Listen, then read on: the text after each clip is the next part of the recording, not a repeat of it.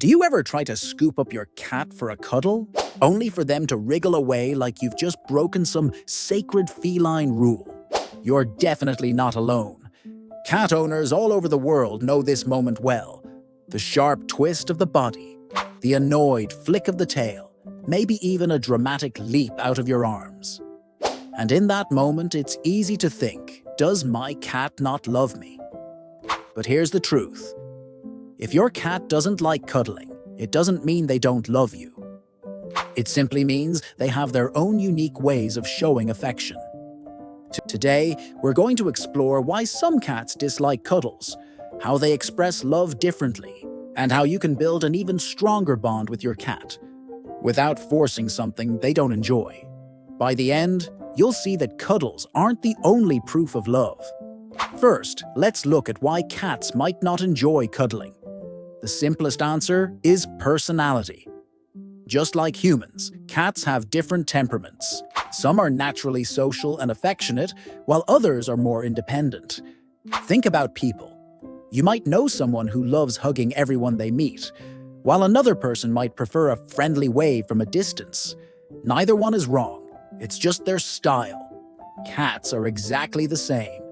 Some are lap cats who melt into your arms, while others prefer to sit a few feet away, enjoying your company from a comfortable distance. Another factor is early experiences. Kittens who were handled frequently in a gentle, positive way during their first weeks of life are often more comfortable with being held as adults.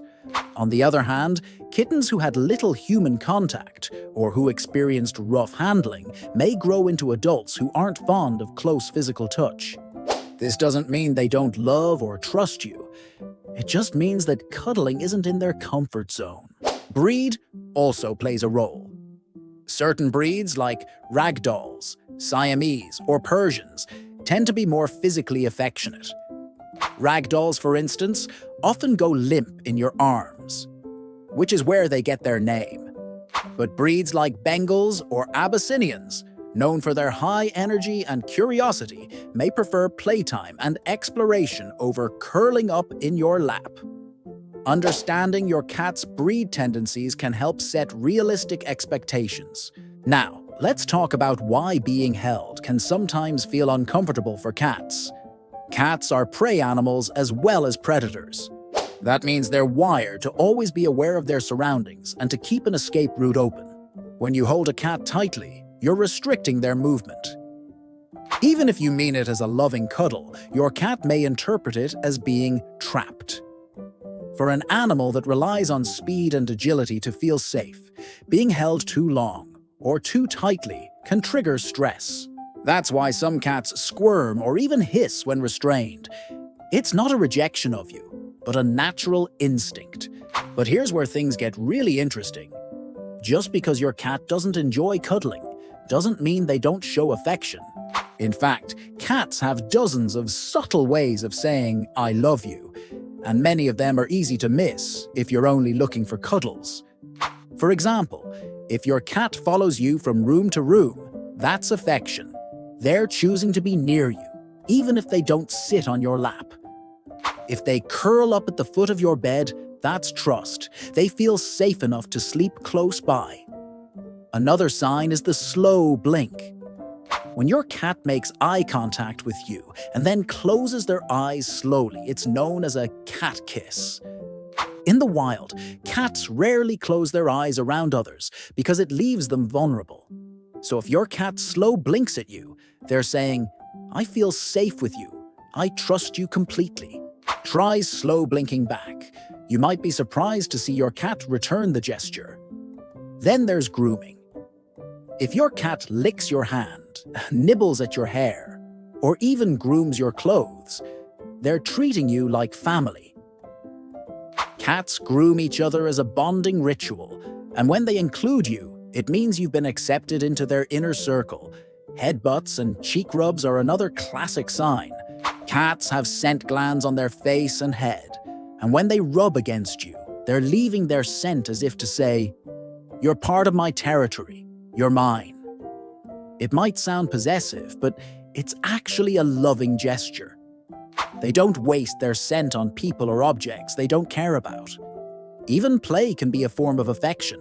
When your cat brings you a toy, or even pounces gently on your feet, it's their way of including you in their world. Play is bonding time. And if your cat chooses you as their playmate, it's because they see you as important. Now that we've seen the many ways cats show love without cuddling, how can you, as an owner, strengthen the bond? The key is to respect your cat's boundaries. If you force cuddles, your cat may actually trust you less. Instead, create opportunities for closeness that let them stay in control. Sit down on the couch with a blanket and see if they come to you. Offer gentle pets on their terms. Some cats love chin scratches, others prefer ear rubs or strokes along their back. Pay attention to their body language. A relaxed tail, soft eyes, and purring usually mean they're enjoying it. Flattened ears, twitching tails, or trying to move away are signs they need space. You can also build trust through routine. Cats love predictability, and when you feed them, play with them, or spend quiet time together consistently, they begin to associate you with security. Over time, this can make even a cautious cat more comfortable being close. And remember, affection is not one size fits all. For one cat, sitting on your lap may be the ultimate expression of love. For another, sitting 3 feet away but keeping you in their line of sight may mean the same thing. It's about learning to understand your cat's unique love language. Here's a helpful perspective. Think of your relationship with your cat as a conversation. You might be speaking in the language of cuddles, but your cat may be speaking in the language of companionship, play, or grooming. When you start listening to their language, the conversation becomes much deeper. So, if your cat doesn't like cuddling, don't take it personally. They're not rejecting you.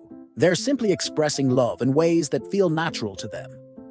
By recognizing the signs, respecting their boundaries, and meeting them where they are, you'll build a stronger, more trusting bond than cuddles alone could ever create. And here's the most important takeaway. A cat that doesn't cuddle can still love you just as deeply as one that does. Love isn't about how it looks. It's about the trust and comfort you share. Every slow blink, every head rub, every moment they choose to sit near you is their way of saying, "You're my person." So the next time your cat wriggles out of your arms, don't feel rejected. Instead, look for the other signs, the quiet ones, the subtle ones that show how much they really care. Chances are they've been telling you all along. You just have to know how to listen. If your cat has a quirky way of showing affection, I'd love to hear about it.